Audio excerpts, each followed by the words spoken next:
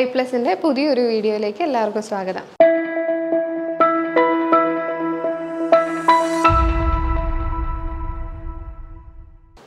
So ഇന്ന് നമ്മൾ discuss ചെയ്യാൻ പോകുന്നത് വാട്ടർ ഡിസ്ട്രിബ്യൂഷൻ സിസ്റ്റത്തിനെ പറ്റിയിട്ടാണ്. അപ്പോൾ ഇതുവരെ നമ്മൾ പറഞ്ഞ എന്താണ്, വാട്ടർ നമുക്കൊരു പെർട്ടിക്കുലർ സോഴ്സ് ഉണ്ടായിരുന്നു, ആ സോഴ്സിൽ നിന്നും വാട്ടർ എടുത്തു. ഓക്കെ, അപ്പോൾ നമ്മൾ ഇത്രയും നാൾ നമ്മൾ ഡിസ്കസ് ചെയ്ത് എന്തായിരുന്നു, ഒരു സോഴ്സിൽ നിന്നും നമ്മൾ വാട്ടർ എടുത്തു. അപ്പോൾ വാട്ടർ എത്രമാത്രം എടുക്കണം എന്നുള്ളത് നമ്മൾ പോപ്പുലേഷൻ ഫോർകാസ്റ്റിംഗ് വഴി കണ്ടുപിടിച്ചു.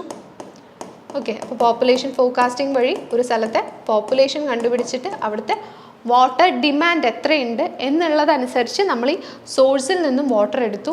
ഓക്കെ, എന്നിട്ട് സോഴ്സിൽ നിന്നും വാട്ടർ എടുത്തിട്ട് നമ്മൾ ഡയറക്റ്റ് എന്താ ചെയ്യുന്നത്, ഡയറക്റ്റ് അങ്ങ് സപ്ലൈ ചെയ്യുകയല്ല ചെയ്തത് അല്ലേ, നമ്മൾ വാട്ടർ ട്രീറ്റ് ചെയ്തു, വാട്ടർ ട്രീറ്റ്മെൻറ്റ് നടത്തി, വാട്ടർ ട്രീറ്റ്മെൻറ്റ് ചെയ്തു. ഇനി വാട്ടർ ട്രീറ്റ്മെൻറ്റിൽ തന്നെ നമ്മൾ ഡിഫറെൻറ്റ് സ്റ്റെപ്സ് പഠിച്ചു അല്ലേ. അപ്പം ആദ്യം നമ്മൾ സോഴ്സസ് ഏതൊക്കെയാണെന്ന് പറഞ്ഞു, different types of surface source, sub surface source, അതെല്ലാം നമ്മൾ എക്സ്പ്ലെയിൻ ചെയ്തു. എത്രമാത്രം വെള്ളം, ആ വാട്ടർ ഡിമാൻഡിനെ പറ്റി പഠിച്ചു.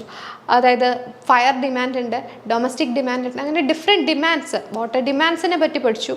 ഇനി ആ വാട്ടർ ഡിമാൻഡ്, എത്രമാത്രം വാട്ടർ ഡിമാൻഡ് ഉണ്ട് എന്നുള്ളത് കണ്ടുപിടിക്കാൻ വേണ്ടിയിട്ട് നമ്മൾ പോപ്പുലേഷൻ ഫോർകാസ്റ്റിംഗ്, അതിൻ്റെ മെത്തേഡ്, അവിടുത്തെ പോപ്പുലേഷൻ എത്രയുണ്ട് എന്ന് കണ്ടുപിടിക്കണം എന്ന് മനസ്സിലാക്കി പോപ്പുലേഷൻ ഫോർകാസ്റ്റിംഗ് ചെയ്തു. അത് കഴിഞ്ഞിട്ട് എത്രമാത്രം ആ സോഴ്സിൽ നിന്നും വെള്ളം എടുക്കണം എന്ന് മനസ്സിലാക്കി വെള്ളം എടുത്തു. വാട്ടർ എടുത്തതിന് ശേഷം എന്താണ്, ട്രീറ്റ് ചെയ്തു. വാട്ടർ ട്രീറ്റ്മെൻറ്റ് മെത്തേഡ്സ് ആയിട്ടുള്ള എന്തൊക്കെയാണ്, സ്ക്രീനിങ് നമ്മൾ പറഞ്ഞായിരുന്നു, സ്ക്രീനിങ്, പിന്നെന്താണ് sedimentation, then filtration, sedimentation, plain sedimentation aided with coagulation, filtration, പിന്നെ എന്താണ് ഡിസിൻഫെക്ഷൻ, പിന്നെ മിസ്ലേനിയസ് ട്രീറ്റ്മെൻറ്റ്സ്, ഇതെല്ലാം വന്നു അല്ലേ. അപ്പോൾ അതെല്ലാം നമ്മൾ ഡിസ്കസ് ചെയ്തു വാട്ടർ ട്രീറ്റ്മെൻറ്റിൽ. ഇനി എന്താണ് വേണ്ടുന്നത്, അപ്പോൾ വാട്ടർ ട്രീറ്റ്മെൻറ്റ് എല്ലാം കഴിഞ്ഞു, ഇനി നമുക്ക് വാട്ടർ ഡിസ്ട്രിബ്യൂട്ട് ചെയ്യണം. അതിനെയാണ് നമ്മൾ വാട്ടർ ഡിസ്ട്രിബ്യൂഷൻ.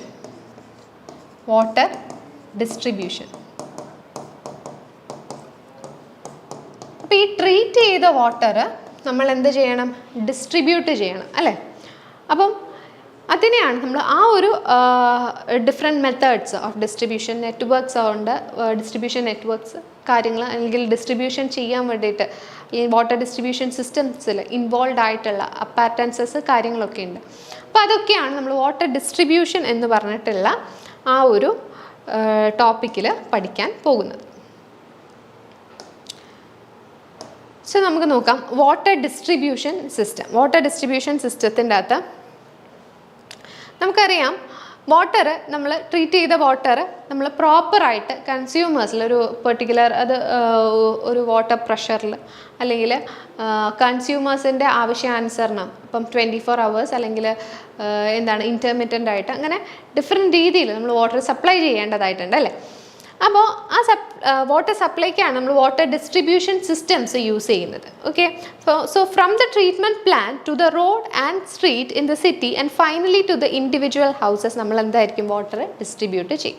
ഓക്കെ, അപ്പം ഈ റോഡ് നമ്മൾ ഓരോ സിറ്റിയിലെയും റോഡ് നോക്കിക്കഴിഞ്ഞാൽ ആ റോഡിൻ്റെ താഴെ കൂടെ എന്ത് പോകുന്നുണ്ടായിരിക്കും, വാട്ടർ ഡിസ്ട്രിബ്യൂഷന് വേണ്ടിയിട്ടുള്ള പൈപ്പ് ലൈൻസും കാര്യങ്ങളൊക്കെ പോകുന്നുണ്ടായിരിക്കും. സോ നമുക്ക് നോക്കാം ഡിസ്ട്രിബ്യൂഷൻ സിസ്റ്റംസിൻ്റെ അകത്ത് എന്തൊക്കെ കാര്യങ്ങളാണ് ഉണ്ടാകുന്നത്. പൈപ്പ് ലൈൻസ് ഉണ്ടായിരിക്കും. ഓഫ് കോഴ്സ് നമുക്ക് വാട്ടർ ഒരു സ്ഥലത്ത് നിന്ന് മറ്റൊരു സ്ഥലത്തേക്ക് എത്തിക്കാൻ എന്ത് ആവശ്യമുണ്ട്, പൈപ്പ് ലൈൻസിൻ്റെ ആവശ്യമുണ്ട്.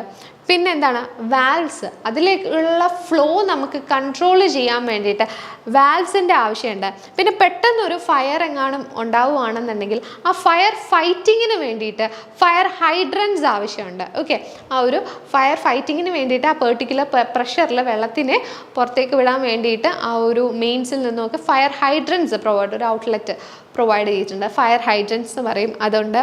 പിന്നെ ഈ ഒരു പൈപ്പിന് ആ ഒരു വാട്ടറിനെ റിക്വയർഡ് പ്രഷറിൽ നമുക്ക് ലിഫ്റ്റ് ചെയ്യാൻ വേണ്ടിയിട്ട് പമ്പുകളുടെ ആവശ്യമുണ്ട്. പിന്നെ ഡിസ്ട്രിബ്യൂഷൻ റിസർവോയേഴ്സ്, ആ ട്രീറ്റഡ് വാട്ടറിനെ സ്റ്റോർ ചെയ്യാൻ വേണ്ടിയിട്ട് ഡിസ്ട്രിബ്യൂഷൻ റിസർവോയേഴ്സിൻ്റെ ആവശ്യമുണ്ട്. അപ്പം ഇതെല്ലാം ഈ പറഞ്ഞ ഡിസ്ട്രിബ്യൂഷൻ സിസ്റ്റത്തിൽ ആവശ്യമായിട്ടുള്ള ഭാഗങ്ങളാണ്. Okay, pipe lines, valves, hydrants, pumps, then reservoirs, ഇതൊക്കെ. ഇതൊക്കെ ഇമ്പോർട്ടൻ്റ് ആയിട്ടുള്ള ഭാഗങ്ങളാണ്. ഇതല്ലാണ്ട് വീണ്ടും വേറെയും പല കാര്യങ്ങൾ വരുന്നുണ്ട്. നമുക്ക് ഇമ്പോർട്ടൻ്റ് ആയിട്ടുള്ള കുറച്ച് ഭാഗങ്ങളാണ് അതൊക്കെ. ഇനി നമുക്ക് ഒരു സ്ഥലത്ത് വാട്ടർ സപ്ലൈ ചെയ്യാമെന്ന് പറഞ്ഞാൽ ഒന്നുകിൽ 24 hours കണ്ടിന്യൂസ് സപ്ലൈ സിസ്റ്റം ഉണ്ട്, അല്ലെങ്കിൽ ഇൻ്റർമിറ്റൻറ്റ് സപ്ലൈ ഉണ്ട്. ഓക്കെ, ഒരു പെർട്ടിക്കുലർ അവറിൽ രാവിലെ ഒരു 4 മണി തൊട്ട് ഒരു 10 മണി വരെ, ഓക്കെ, അല്ലെങ്കിൽ ഒരു 11 മണി വരെ, പിന്നീട് വൈകിട്ട് ഒരു 5 മണി തൊട്ട് രാത്രി 10 മണി വരെ. അപ്പം അങ്ങനെ ഇൻ്റർമിറ്റൻ്റ് ആയിട്ട്, അപ്പം വാട്ടർ സ്കാസിറ്റി ഒക്കെ ഉള്ള സ്ഥലങ്ങളിലൊക്കെ നമ്മൾ എന്തായിരിക്കും ഇൻ്റർമിറ്റൻറ്റ് സപ്ലൈ കൊടുക്കും, അല്ലെങ്കിൽ കണ്ടിന്യൂസ് വാട്ടർ അബണ്ടൻ്റ് ആയിട്ടുണ്ടെങ്കിൽ കണ്ടിന്യൂസ് സപ്ലൈ കൊടുക്കും. അപ്പം അങ്ങനെ ഡിഫറെൻറ്റ് ടൈപ്സ് ഓഫ് സപ്ലൈയും വരുന്നുണ്ട്. ഒന്നുകിൽ ഇൻ്റർമിറ്റൻ്റ് ആയിട്ട് നമുക്ക് സപ്ലൈ ചെയ്യാം, അല്ലെങ്കിൽ 24 hours സപ്ലൈ ചെയ്യുന്ന സിസ്റ്റംസ് ഉണ്ട്.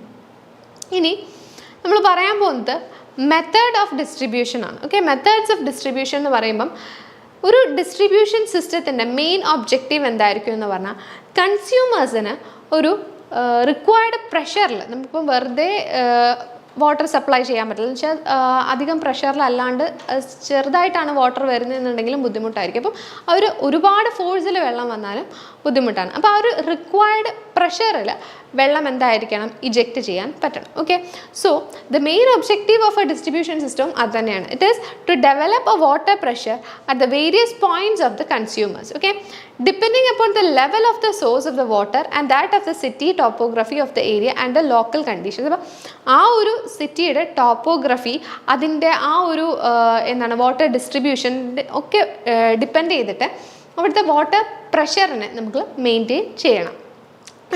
ഡിസ്ട്രിബ്യൂഷൻ സിസ്റ്റത്തിന് നമുക്ക് മെയിനായിട്ട് 3 രീതിയിൽ, ഇപ്പം ക്വസ്റ്റ്യൻ ചോദിക്കാൻ വരുന്ന പാർട്ട് എന്ന് പറഞ്ഞാൽ ഈ 3 സിസ്റ്റത്തിൽ നിന്നും ഏതാണ് ഗ്രാവിറ്റേഷണൽ സിസ്റ്റം ഉണ്ട്, പമ്പിംഗ് സിസ്റ്റം ഉണ്ട്, combined gravity and pumping system ഉണ്ട്. ക്വസ്റ്റ്യൻസ് എപ്പോഴും ചോദിക്കുന്നത് ഈ ഗ്രാവിറ്റേഷണൽ സിസ്റ്റത്തിൽ നിന്നാണ്. എന്താണ് ഗ്രാവിറ്റേഷണൽ സിസ്റ്റം എന്ന് പറഞ്ഞിട്ടാണ് ക്വസ്റ്റ്യൻസ് സാധാരണ ചോദിക്കാറുള്ളത്.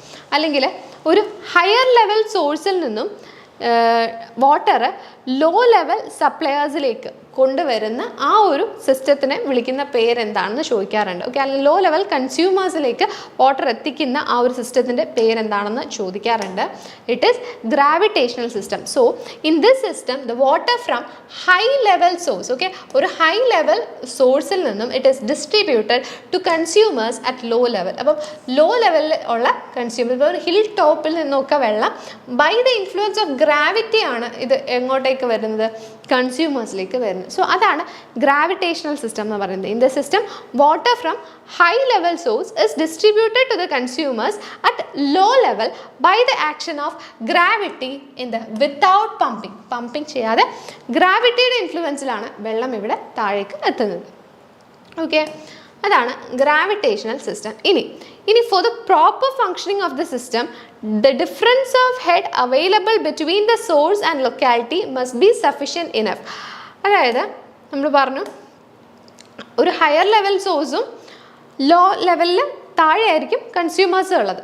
അപ്പോൾ എന്താണ് ആ ഒരു ഡിഫറൻസ് ആൻഡ് ഹെഡ്, ഓക്കെ, ഒരു പെർട്ടിക്കുലർ പ്രഷർ, റിക്വയർഡ് പ്രഷറിൽ കൺസ്യൂമേഴ്സിന് വെള്ളം എത്തണം എന്നുണ്ടെങ്കിൽ എന്തായിരിക്കണം, ആ difference of head available between the source and locality it must be sufficient enough to maintain adequate pressure. അപ്പം ആ ഒരു കൺസ്യൂമേഴ്സിൻ്റെ ഭാഗത്ത് വെള്ളം ഒരു അഡിക്വേറ്റ് പ്രഷറിൽ എത്തണം എന്നുണ്ടെങ്കിൽ ആ ഒരു difference in head available sufficient ആയിരിക്കണം എന്നുള്ളത്. ഓക്കെ, ആൻഡ് അപ്പം അതാണ് ഗ്രാവിറ്റേഷണൽ സിസ്റ്റത്തിൻ്റെ ഒരു റിക്വയർമെൻ്റ് ആയിട്ട് വരുന്നത്. ഇനി it is A most economical and reliable since അവിടെ പമ്പിങ്ങിൻ്റെ ഒന്നും ആവശ്യമില്ല. അതുകൊണ്ട് തന്നെ അത് എക്കണോമിക്കലായിട്ടൊരു സിസ്റ്റമാണ് എന്താണ് ഗ്രാവിറ്റേഷണൽ സിസ്റ്റം എന്ന് പറയുന്നത്. ഇനി ഒരു ഫയർ ഫൈറ്റിംഗ് ഒക്കെ വരുന്ന കേസസിൽ സാധാരണ ഡൊമസ്റ്റിക് യൂസിനൊക്കെ ഒരു റിക്വയർഡ് പ്രഷർ മതി, ഒരു ആവറേജ് പ്രഷർ മതി, പ്രഷർ ഓഫ് വാട്ടറിൽ നമ്മൾ കൊടുത്താൽ മതി. പക്ഷേ ഒരു ഫയർ ഫൈറ്റിങ്ങിൻ്റെ കേസ് വരുവാണെങ്കിൽ എന്ത് ചെയ്യണം, അവിടെ വെള്ളം കുറച്ചും കൂടെ പ്രഷറിൽ പമ്പ് ചെയ്യേണ്ടതായിട്ട് അല്ലെങ്കിൽ പ്രഷറിൽ ഇജക്റ്റ് ചെയ്യേണ്ടതായിട്ട് വരും. അപ്പോൾ എന്താ ചെയ്യുന്നത്, അപ്പോൾ നമുക്ക് പമ്പിൻ്റെ അല്ലെങ്കിൽ മോട്ടോർ പമ്പിൻ്റെ ആവശ്യം വരും. ഓക്കെ, അപ്പോൾ അതാണ് ഗ്രാവിറ്റേഷണൽ സിസ്റ്റത്തിൻ്റെ പറയാനുള്ളത്. അതിനകത്ത് മെയിനായിട്ട് ചോദിക്കുന്നത് എന്താണ്, വാട്ടർ ഇസ് കൺസ്യൂമേഴ്സ് ആ ഒരു ഹെഡ് ഡിഫറൻസ് വരുന്ന സിസ്റ്റം ഏതാണെന്ന് ചോദിക്കാറുണ്ട്.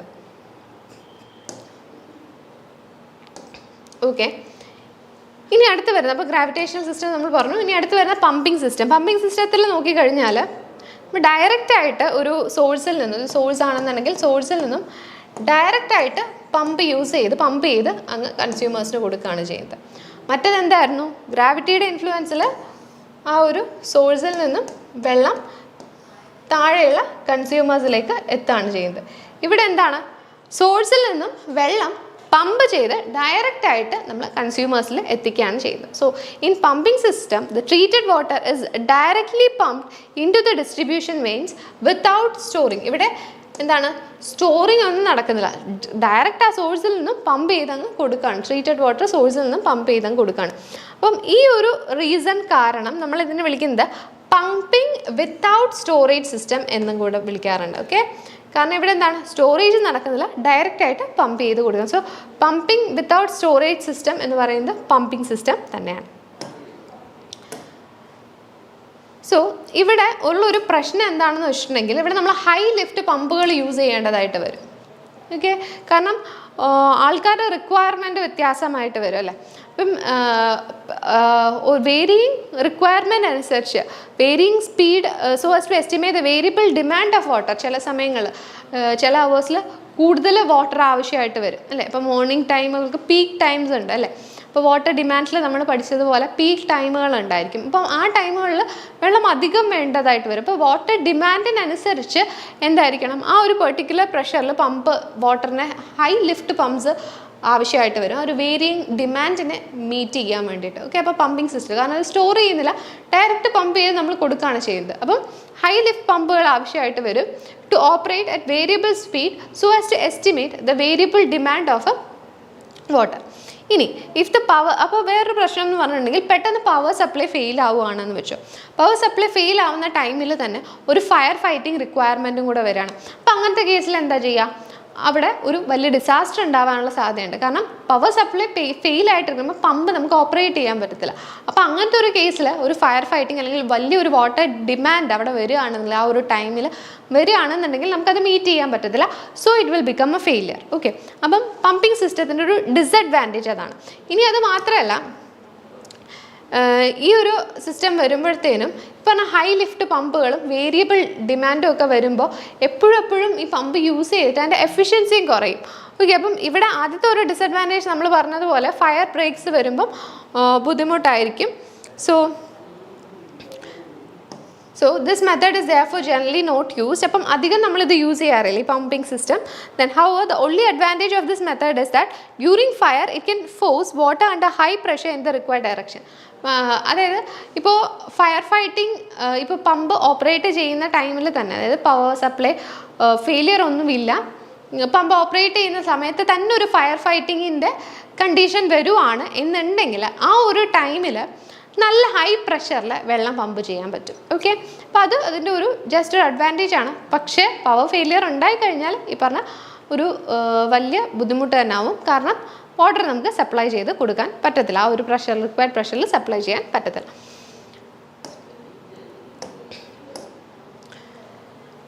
ഓക്കെ, ഇനി അടുത്ത് വരുന്നത്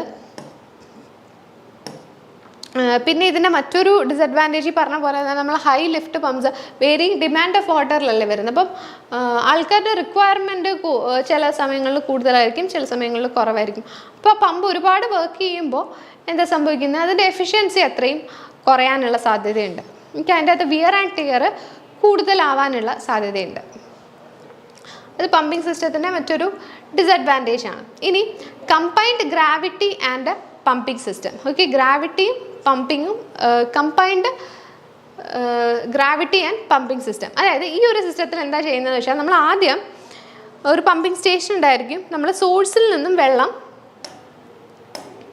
ഓക്കെ, സോഴ്സിൽ നിന്നുമുള്ള വെള്ളം നമ്മൾ ആദ്യം പമ്പ് ചെയ്തിട്ട് ഒരു റിസർവോയറിലേക്ക് കയറ്റും.